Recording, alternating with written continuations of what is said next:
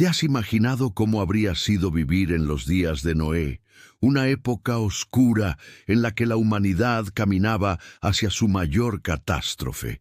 El mundo, sumido en la corrupción y la violencia, había llegado a un punto sin retorno.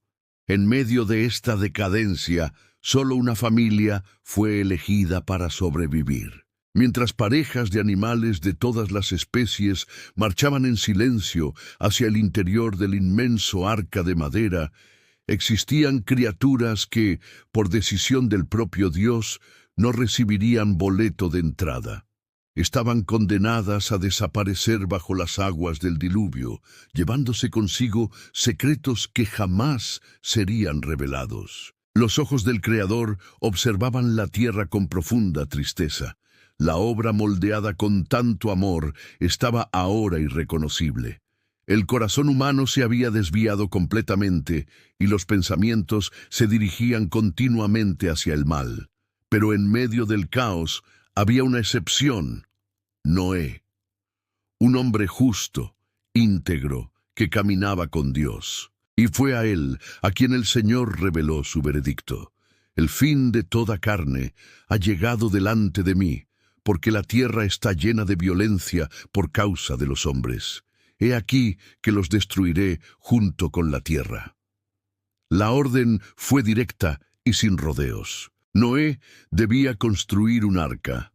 No cualquier embarcación, sino una estructura colosal hecha de madera de gofer, con compartimentos internos y revestida de betún por dentro y por fuera. La misión era salvar a su familia y a una pareja de cada especie terrestre, pero no todos los seres creados tendrían lugar allí. Algunas criaturas, por razones que solo el Creador comprendía, no estaban destinadas a sobrevivir. Serían borradas del mundo para siempre. Noé tenía 600 años cuando recibió esa orden, y, aunque no comprendía todos los designios divinos, obedeció.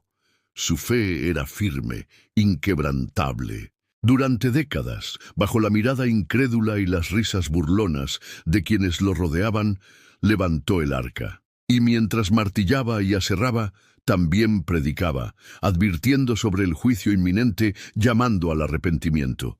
Pero nadie lo escuchó. El arca tomaba forma: 300 codos de largo, 50 de ancho y 30 de alto.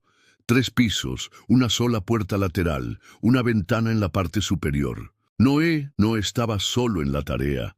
Sus hijos, Sem, Cam y Jafet, trabajaban a su lado día tras día. Mientras tanto, la vida continuaba allá afuera. Las criaturas seguían su curso, ajenas al destino que se acercaba. Entre ellas había seres que los antiguos textos apenas se atreven a mencionar. Gigantes, nacidos de la unión prohibida entre los hijos de Dios y las hijas de los hombres. Los Nefilim, símbolos de la corrupción extrema, criaturas de fuerza descomunal y apariencia impresionante, encarnaban la degradación que dominaba la tierra, y también serían tragados por las aguas del juicio. Descomunal en su tamaño y con una maldad sin límites, eran una abominación ante los ojos del Señor. Las Escrituras revelan que en aquellos días había gigantes sobre la tierra, seres cuyos nombres se perdieron con el tiempo, pero cuyas leyendas sobrevivieron por generaciones. Ellos no serían salvos. El Señor no les concedería lugar alguno en el arca de Noé, pues eran la encarnación viva de la depravación que había condenado al mundo. Al mismo tiempo, otras criaturas, cuya naturaleza no fue detallada por las Escrituras, también estaban destinadas a desaparecer bajo las aguas del diluvio. Algunas quizás eran demasiado grandes para caber en el arca. Otras tal vez representaban un peligro para los demás pasajeros, y unas más, simplemente, no formaban parte del plan divino para el mundo que surgiría después de las aguas. Mientras el arca tomaba forma, Noé recibía instrucciones cada vez más específicas sobre qué animales debían ser preservados. De todo animal limpio tomarás contigo 7 pares, macho y hembra, y de los animales que no son limpios, un par, macho y hembra, ordenó el Señor. Esa distinción entre animales limpios e impuros ya mostraba que el criterio de selección divina no era aleatorio. Cada especie incluida o excluida tenía un propósito. Los animales considerados impuros tendrían apenas una pareja para conservar su linaje. Los limpios, aquellos que servirían más adelante para el alimento y los sacrificios, estarían en mayor número. Entretanto, las criaturas condenadas seguían su existencia, algunas quizás percibiendo el desastre inminente. Los cielos comenzaban a oscurecerse, y los animales salvajes mostraban señales de inquietud. Algo en la naturaleza ya respondía al juicio divino antes incluso de que cayera la primera gota de lluvia. Noé, en su obediencia, no cuestionaba por qué ciertas criaturas no debían ser salvadas.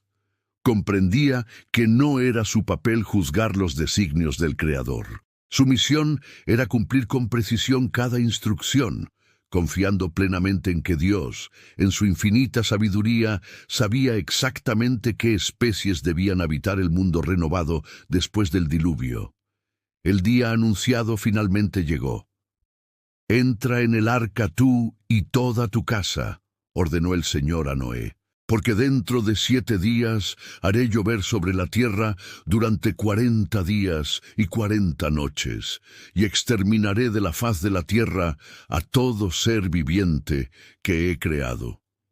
Entonces, un espectáculo extraordinario comenzó a desplegarse ante los ojos atónitos de los contemporáneos de Noé. Desde todos los rincones, animales de distintas especies comenzaron a acercarse al arca, no de forma caótica, sino en una procesión perfectamente ordenada, como si respondieran a un llamado invisible. Llamado inaudible para los oídos humanos. Llegaban en pares, macho y hembra, impulsados por un instinto implantado por el propio Creador.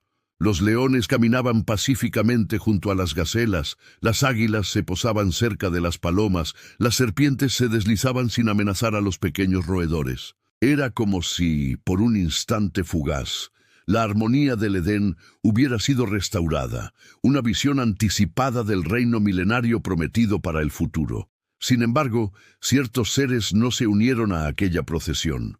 Los Nefilim, criaturas mitad humanas, permanecían a distancia, quizá confiados en su fuerza para enfrentar cualquier inundación.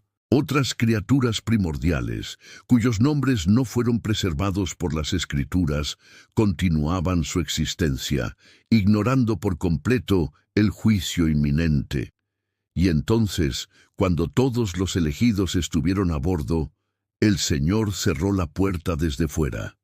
No fue Noé quien determinó el momento final, fue Dios mismo quien selló la embarcación, marcando el punto sin retorno para toda la creación. 7 días transcurrieron en un silencio angustiante. Dentro del arca, Noé y su familia atendían a los animales, organizando alimentos y espacios. Afuera, los cielos comenzaban a transformarse.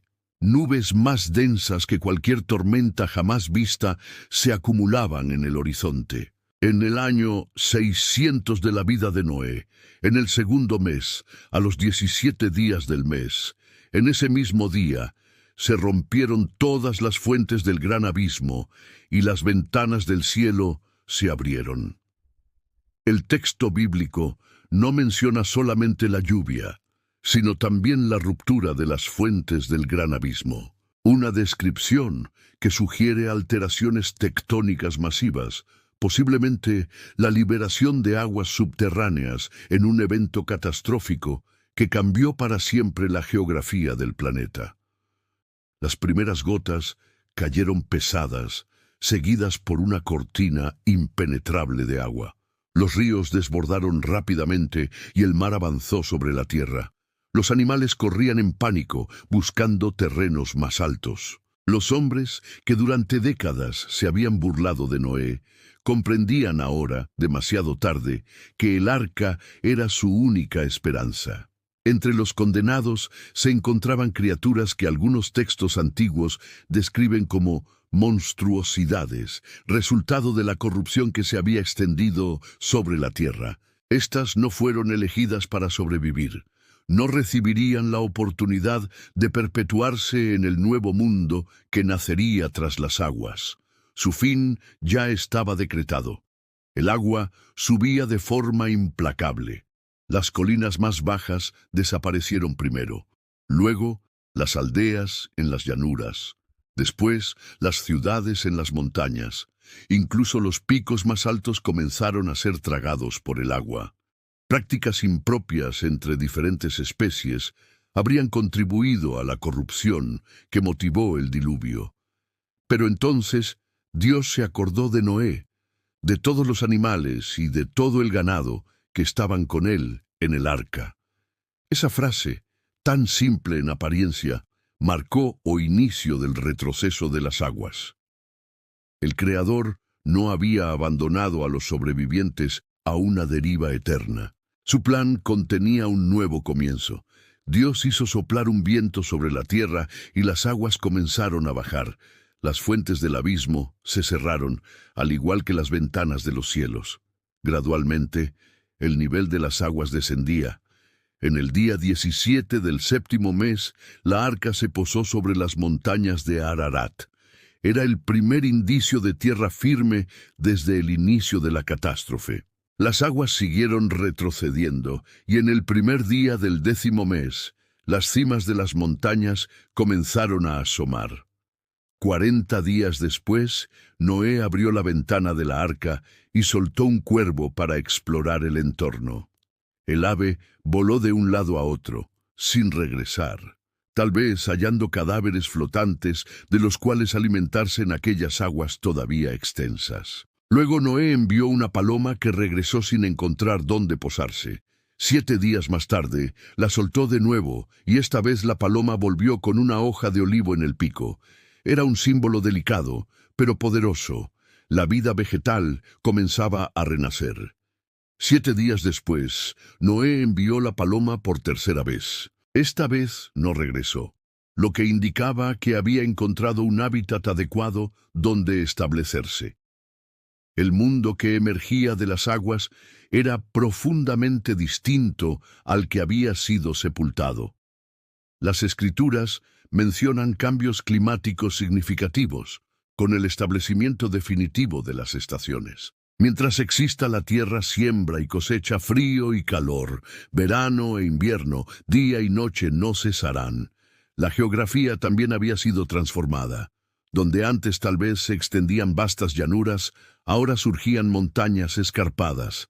Valles profundos atravesaban regiones que podrían haber sido suaves mesetas.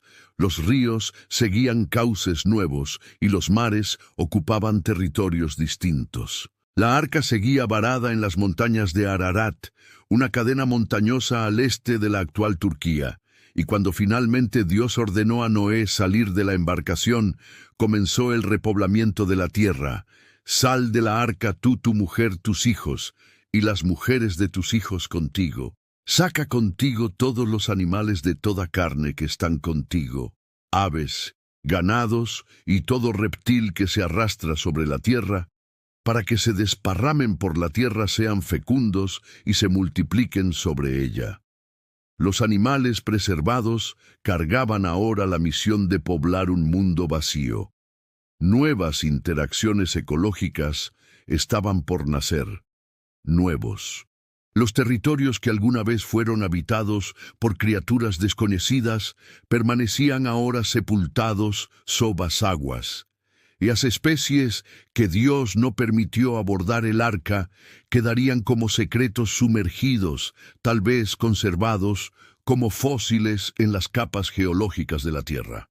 El primer acto de Noé, al poner pie en tierra firme, fue construir un altar al Señor. Tomando algunos de los animales puros y de las aves puras, ofreció holocaustos sobre el altar, un gesto de gratitud por la preservación y de reconocimiento a la soberanía divina.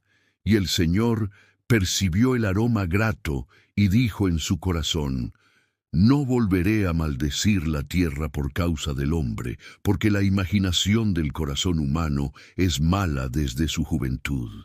Tampoco volveré a destruir todo ser viviente como lo he hecho. Esta promesa divina marcó el inicio de una nueva relación entre Dios y la humanidad. El Señor conocía la naturaleza inmutable del corazón humano. Sabía que la inclinación al mal persistiría. Aún así, prometió paciencia y misericordia, comprometiéndose a no destruir jamás toda la vida con un diluvio. Como señal visible de este pacto, Dios colocó su arco en las nubes. El arco iris, un fenómeno que quizás no existía en el mundo antediluviano, ahora serviría como recordatorio perpetuo de la promesa divina. Esta es la señal del pacto que establezco entre mí y vosotros, y todo ser viviente que está con vosotros para todas las generaciones venideras. Mi arco he puesto en las nubes. Será por señal del pacto entre mí y la tierra. El nuevo orden mundial tras el diluvio incluía cambios significativos en las reglas de convivencia entre los humanos y los animales.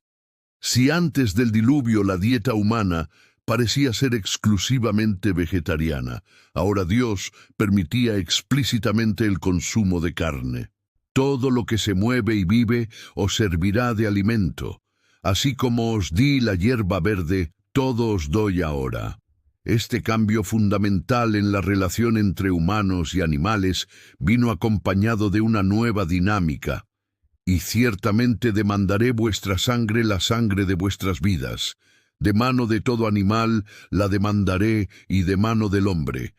De mano del hermano de cada uno demandaré la vida del hombre. El temor y el espanto del ser humano caerían sobre todos los animales. Una indicación de que la armonía original de la creación había sido aún más comprometida. Los animales temerían ahora instintivamente al ser humano, estableciendo una barrera protectora que antes no existía. En cuanto a las criaturas que no fueron preservadas en el arca, su legado perduraría únicamente en recuerdos que con el tiempo se transformarían en leyendas.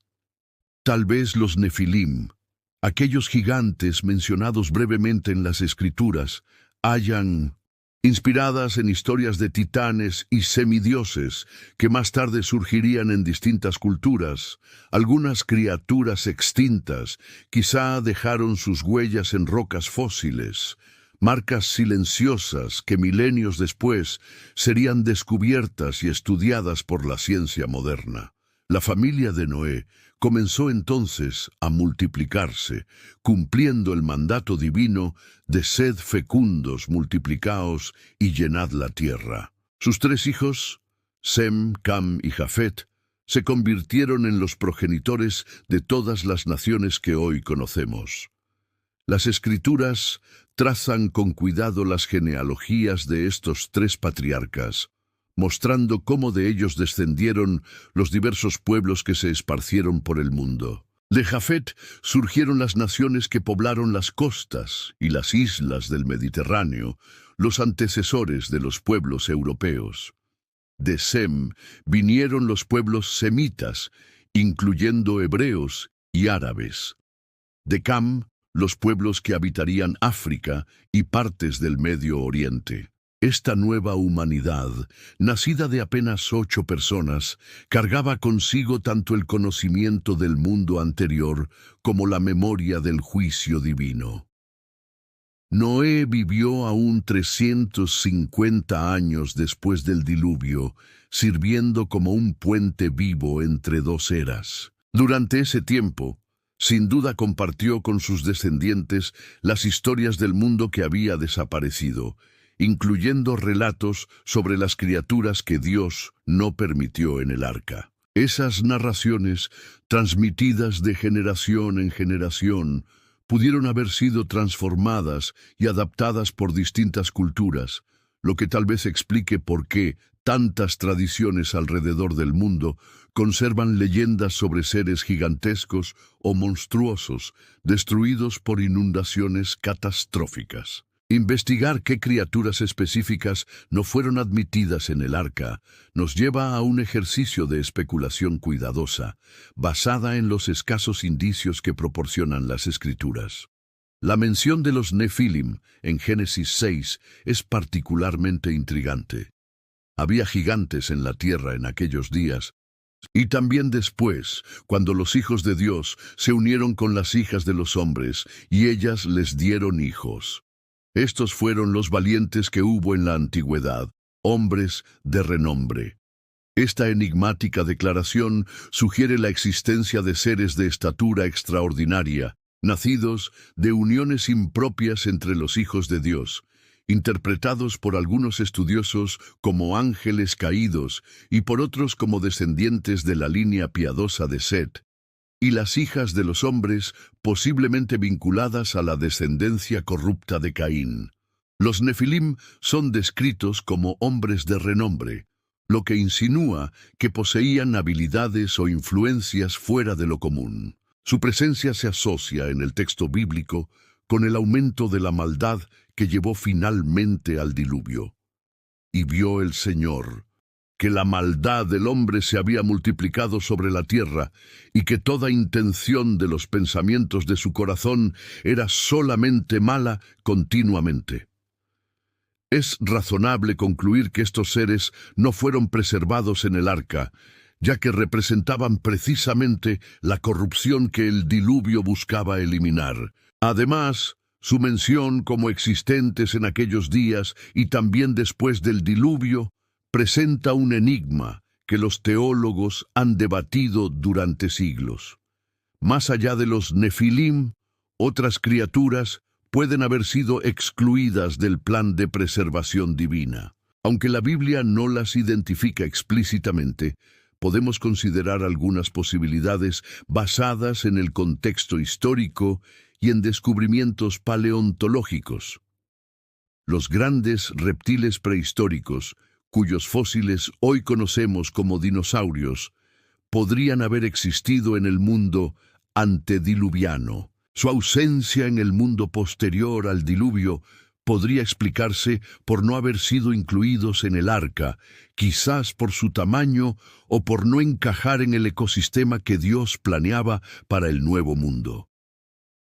Algunas tradiciones judías preservadas en textos como el libro de Enoc, no canónico, pero históricamente significativo, mencionan criaturas híbridas nacidas de cruces inapropiados entre especies. Según estas tradiciones, tales experimentos en contra del orden natural habrían contribuido a la corrupción que atrajo el juicio divino.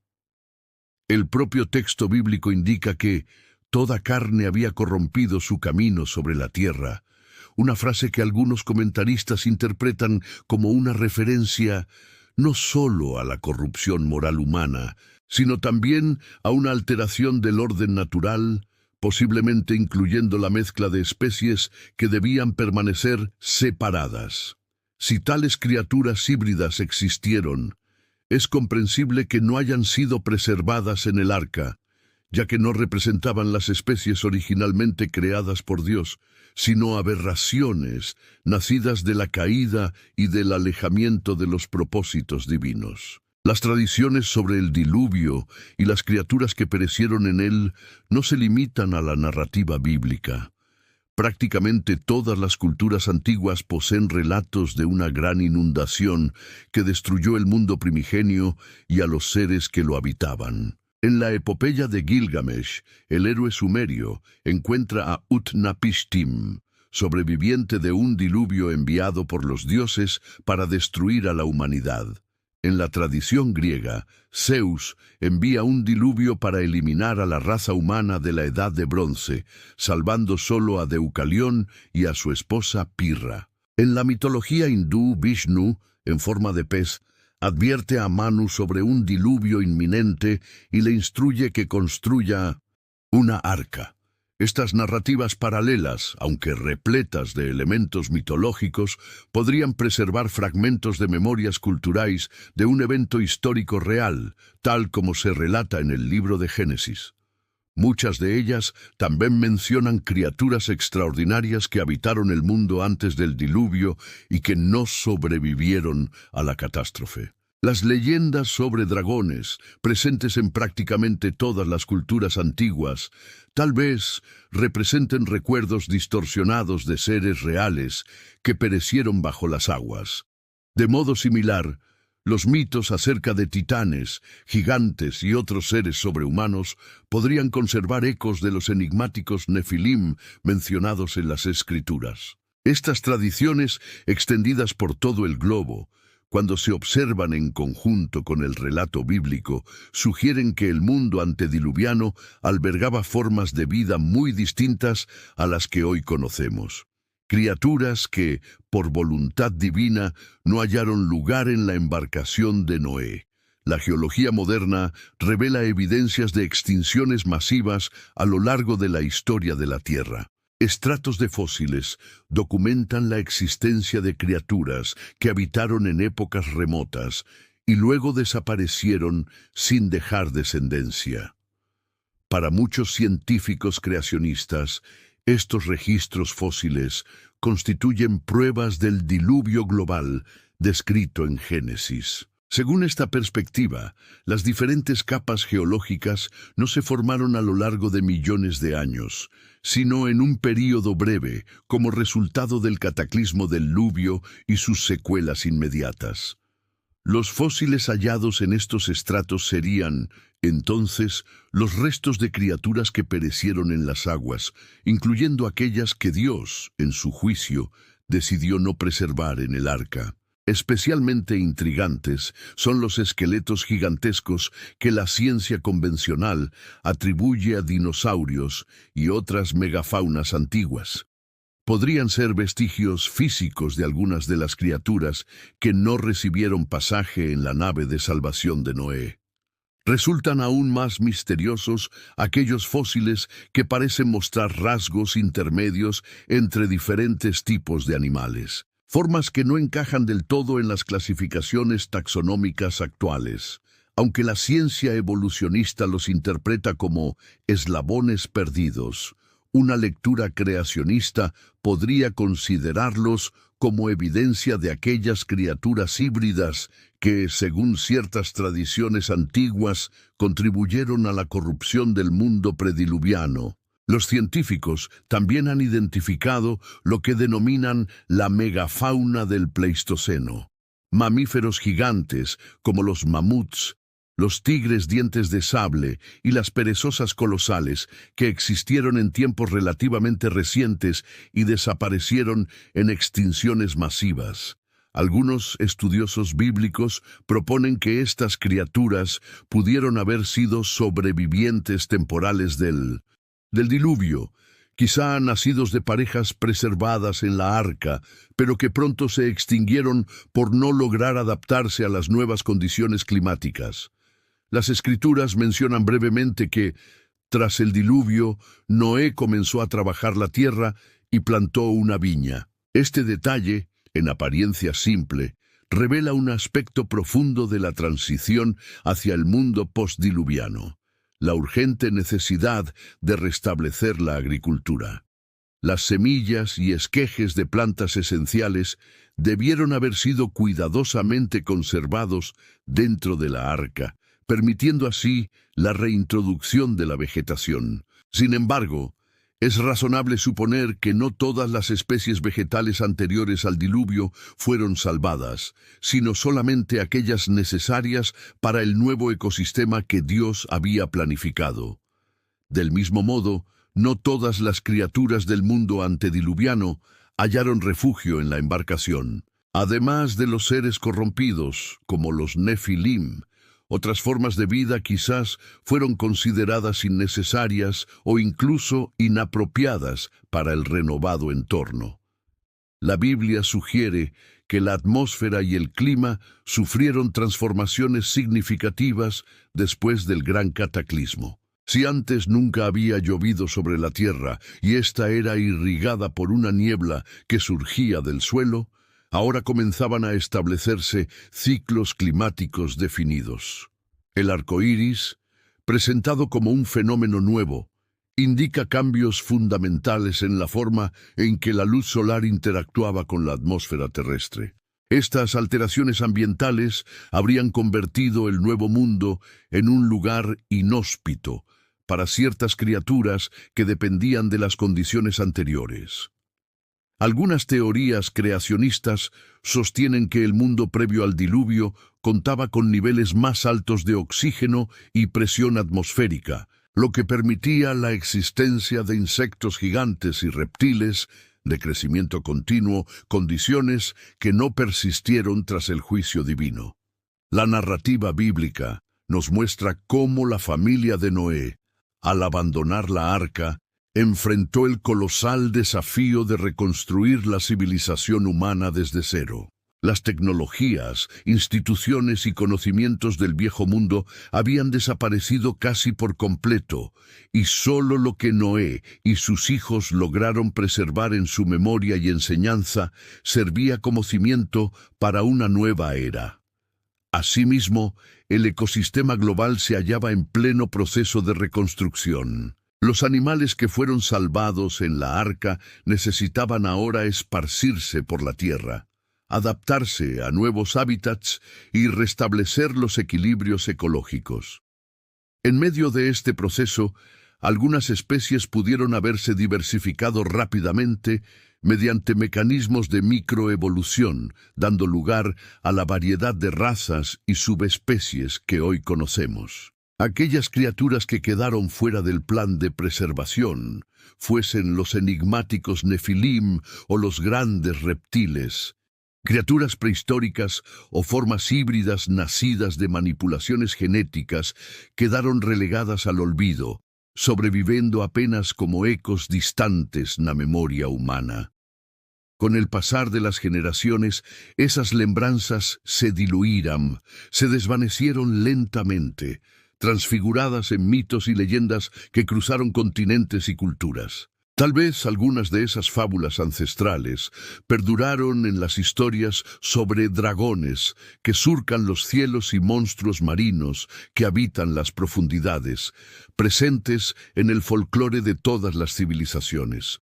Las menciones al Leviatán y al Behemoth, registradas en los libros de Job y los Salmos, podrían ser rastros de criaturas reales que vagaron por la tierra antes del gran diluvio. Mientras la ciencia moderna intenta reconstruir la historia de la vida en el planeta mediante fósiles y rastros antiguos, el relato bíblico ofrece una visión distinta, la de un acontecimiento catastrófico que no solo borró del mapa a una civilización corrompida, sino que redibujó el mundo por completo, erradicando también a seres que no tenían lugar en el nuevo diseño divino. El pacto que Dios selló con Noé tras el diluvio no se limitaba a la promesa de no volver a destruir toda la vida con una inundación global. También marcaba el comienzo de un nuevo orden, un nuevo vínculo entre el ser humano, los animales y el propio Creador. Y bendijo Dios a Noé y a sus hijos, y les dijo: fructificad y multiplicaos, y llenad la tierra. El temor y el miedo de vosotros estará sobre todo animal de la tierra, sobre toda ave del cielo, sobre todo lo que se mueve sobre la tierra y sobre todos los peces del mar. En vuestras manos son entregados. Así fue decretada una transformación radical en la relación entre humanos y bestias. En el Edén, el hombre había recibido dominio sobre la creación, pero aquel poder parecía haberse ejercido en armonía. Sin embargo, tras el diluvio, se establecía una separación nítida. Los animales temerían instintivamente al ser humano. Algunos estudiosos sugieren que este cambio podría indicar que, en el mundo antediluviano, existían criaturas que no temían al hombre y que incluso podían representar una amenaza para él. Tal vez algunas especies no fueron admitidas en el arca porque se trataba de depredadores especialmente peligrosos, cuyo comportamiento violento se volvía incompatible con el plan divino de una convivencia pacífica en la tierra renovada. La autorización para consumir carne también apuntaba a una alteración esencial en la cadena alimentaria. Si antes todos los seres vivientes, incluidos los humanos, eran herbívoros, ahora se instauraba una jerarquía clara, con el hombre en la cúspide. No obstante, esa nueva libertad venía acompañada de restricciones precisas. Pero carne con su vida, es decir, con su sangre, no comeréis. Y así, cuando las aguas del diluvio finalmente retrocedieron y la vida volvió a brotar sobre la tierra purificada, comenzó una nueva era. Fue un nuevo capítulo en la historia de la creación. Las criaturas que habían sido preservadas en el arca de Noé comenzaron a multiplicarse, a repoblar los continentes, adaptándose a nuevos entornos y desarrollando características específicas que eventualmente resultarían en la diversidad de fauna que conocemos hoy.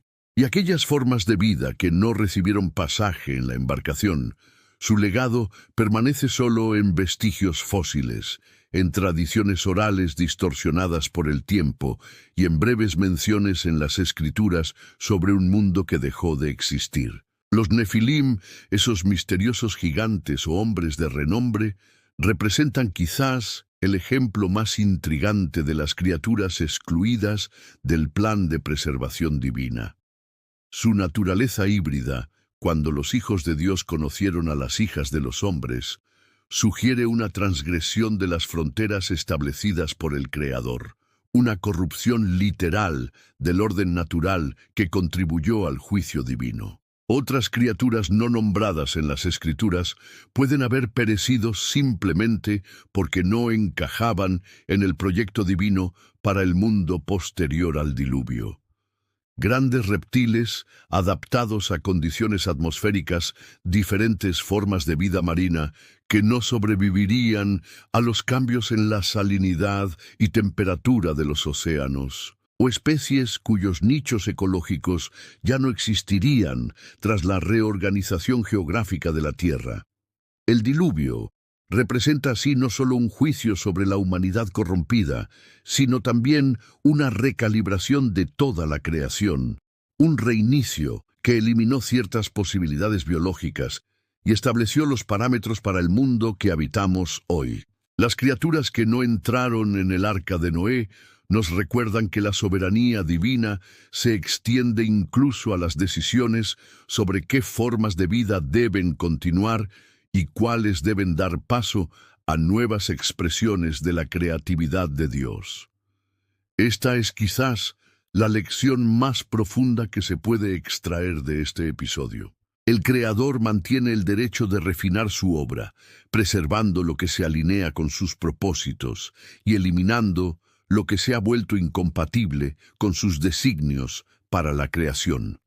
Mientras contemplamos los fósiles de criaturas extintas, o las leyendas sobre seres mitológicos, somos recordados del juicio divino que un día barrió la tierra con aguas purificadoras, eliminando no solo la maldad humana, sino también aquellas criaturas que en el plan perfecto de Dios no tenían lugar en el mundo que renacería tras el diluvio.